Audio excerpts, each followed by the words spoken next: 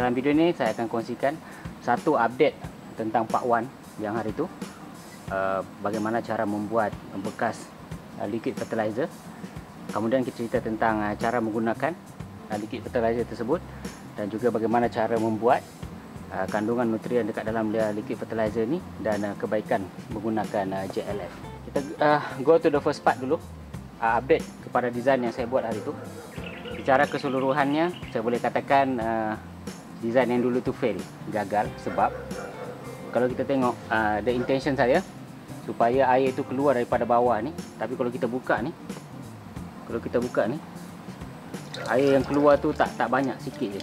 So maksudnya satu, pipe yang saya gunakan setengah inci ni adalah sangat kecil, dan yang kedua lagi dekat dalam ni adalah tersumbat. Jadi kalau nak buat improvement berbanding dengan design yang lama, satu, tak payah buat ni, kita just buat macam ni saja. Kita just tak payah buat lubang apa-apa, kita ambil nanti daripada atas. Dan yang kedua, kandungan, cara membuat jadam liquid fertilizer. So cara membuat dia amat mudah. Ini adalah 120 liter punya tangki. So apa yang kita buat, 2/3 kita masukkan air, 1/3 lagi kita masukkan bahan buangan daripada kebun kita, sama ada rumput, daun-daun kering, ataupun dan juga buah-buahan dan apa-apa je lah yang dari bahan buangan daripada kebun kita. Yang terbaik kalau kita shred. Kalau kita tak shred pun tak apa, kita just masukkan dekat dalam. Kemudian kita masukkan air laut ikut nisbah yang saya tunjukkan dekat skrin ni, dan juga kita masukkan sedikit leaf mold soil, tanah hitam. Oh, itu adalah kandungan, dan lepas tu kita simpan selama beberapa bulan. Kalau yang ini saya dah simpan selama 4 bulan dekat dalam ni. Okay, so sekarang saya ada 2 tangki. Kalau anda tengok, satu ini design saya yang fail, dan satu lagi yang ni saya tak buat apa-apa, just setangki dengan penutup dia.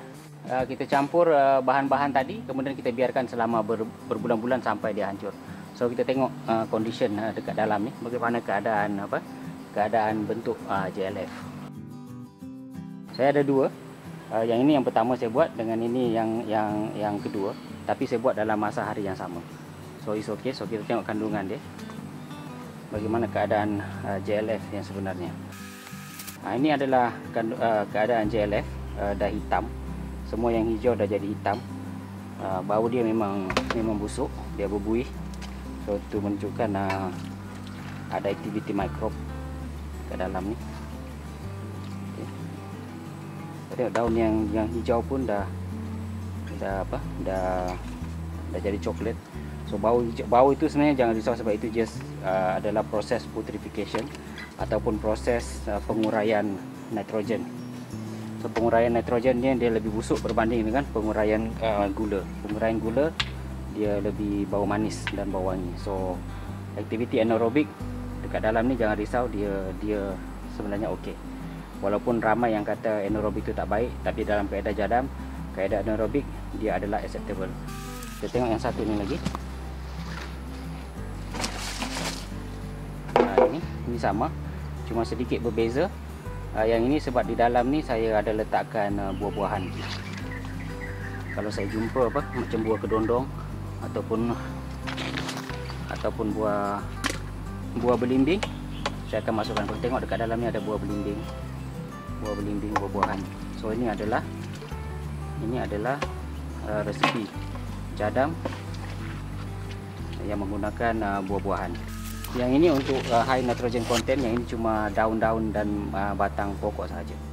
Selain daripada resepi yang ini, ada pelbagai resepi lagi yang kita boleh praktikkan dalam kaedah jadam. Kalau tengok lecture nombor 8 daripada playlist jadam, boleh check dekat sini. Playlist lecture jadam, refer to lecture nombor 8. Di situ dia akan bagi detail apa lagi formula-formula lain yang anda boleh gunakan dalam jadam fertilizer. Ada 3 benda yang penting yang saya nak kongsikan.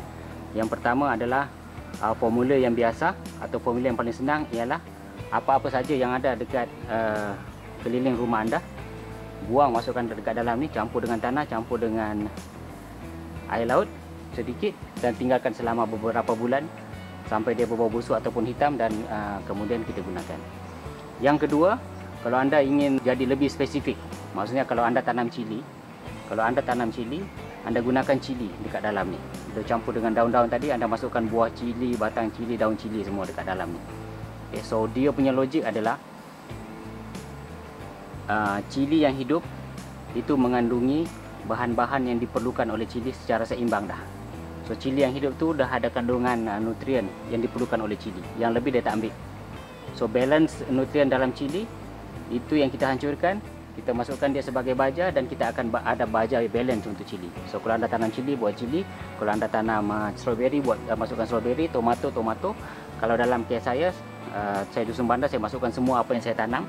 Dan dalam masa yang sama juga saya menggunakan saya mempraktikkan benda ni dekat kebun salak abang saya. So kami menggunakan buah salak dan bahan-bahan daripada buah salak untuk membuat JLF, campur dengan rumput, tanah dengan air laut tadi. Customization. Dan yang ketiga, yang paling menarik, anda boleh buat baja kitosan anda sendiri. Okey, kalau kita tengok dekat kitosan ada banyak orang jual, anda boleh buat baja kitosan sendiri. Caranya mudah saja. Anda boleh pakai krab, kulit krab, kulit ketam ataupun kulit udang tadi, satu bahagian kulit udang, satu bahagian kulit kerang tadi, kulit udang dan kulit ketam, kemudian campurkan dengan 10 bahagian air. Itu dia punya formula, 1:10. Kemudian masukkan rumput, daun-daun dan juga tanah secukup rasa. Tak payah masukkan air laut dah, sebab tu dah sebab nutrien citosan tu dah lebih kurang macam air laut. Kemudian peram selama 3 bulan. So itu adalah 3 formula jadam yang saya boleh kongsikan, dan insya-Allah yang ke depan nanti saya akan share macam mana cara nak membuat. Sebab saya pun amat berminat nak membuat baja citosan.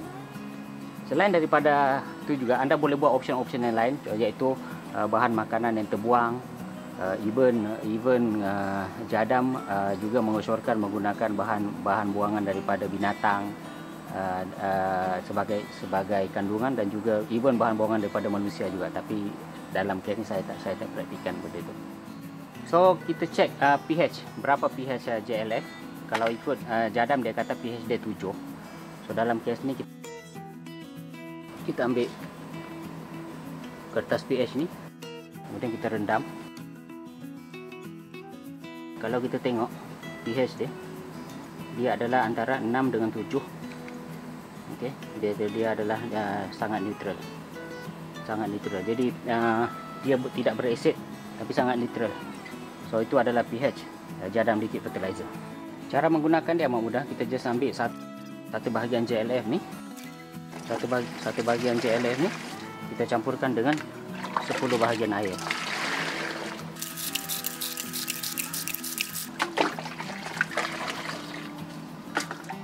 Tentang nisbah ni, jadam recommend 1:30 hingga 1:100. Okey, jadi kalau untuk saya nasihatkan anda bermula dengan 1:30. Saya menggunakan 1:10 sebab saya dah try dekat sekeliling rumah saya. Saya dah try siram dekat rumput tanpa dilution, 1:10 dengan 1:1 dengan 1:10. Saya dah try. Kalau anda tengok tempat yang saya try adalah dekat sini. Dekat patches yang sangat hijau ni, saya letak mungkin anda tak nampak dekat kamera, 1:10. Dekat patches yang kedua ni adalah 1:1, dan yang betul-betul di hadapan tong drum tu adalah 1:10. So kalau anda tengok, saya boleh menyimpulkan di bahagian yang saya tak dilute tu pun dah sangat hijau berbanding dengan di kawasan-kawasan yang lain. Sebab itu saya berani menggunakan 1:10. Cara menggunakan amat mudah. Kita just ambil yang tadi tu dan kita siram dekat pokok.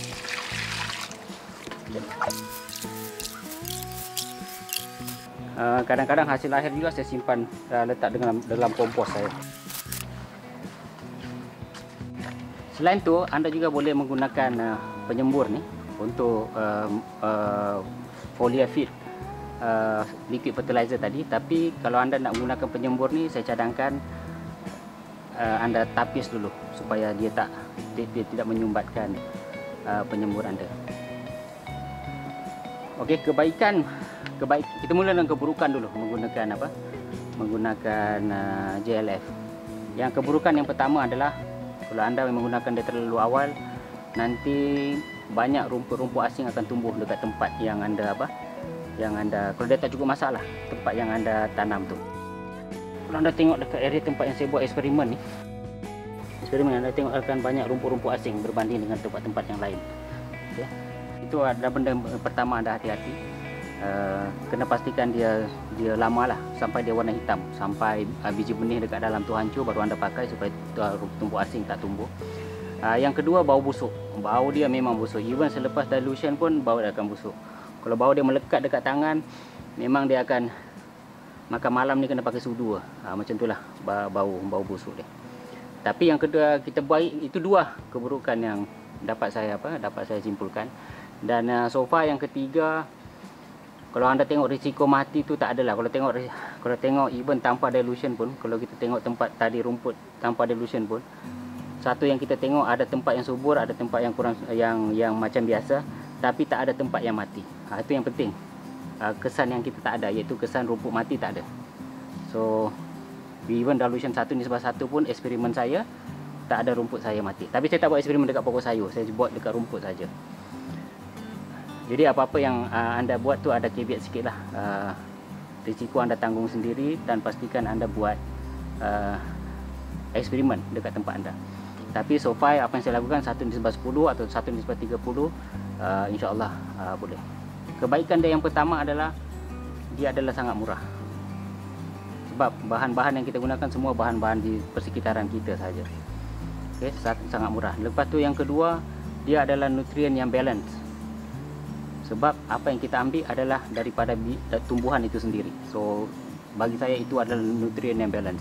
Apa kandungan dekat dalam tu, dalam jaram adalah dia buat eksperimen, tapi exact kandungan tu memang balance untuk tanaman apa yang kita tanam. Dan kita macam saya tunjukkan, yang saya katakan tadi, kita boleh even specify, buat specialized JLF untuk tanaman-tanaman apa yang kita tanam. Dan yang seterusnya, dia adalah satu sistem yang proven. Okay. Saya hanya mengamalkan sistem yang proven, dan dia adalah satu sistem yang proven. Kalau anda tengok daripada playlist ni, sekali lagi anda boleh tengok semua kaedah jadam yang dilakukan oleh Mr. Yong San Cho adalah satu kaedah yang proven dan berkesan. So saya cuma ada pengamalnya, dan kita sama-sama boleh belajar daripada playlist tersebut. So saya harapkan anda boleh mengamalkan kaedah yang murah dan mudah ni. Dan dalam masa yang sama, saya sangat mengharapkan supaya anda berkongsikan ilmu ni, supaya kita sama-sama boleh bebas daripada penggunaan baja-baja yang tak organik, dan membantu mengurangkan kos. Sebab benda ni dia strong in numbers. Kalau makin ramai orang yang dapat membuktikan, melakukan dan terbukti, dan insyaAllah akan ramai yang mengikut.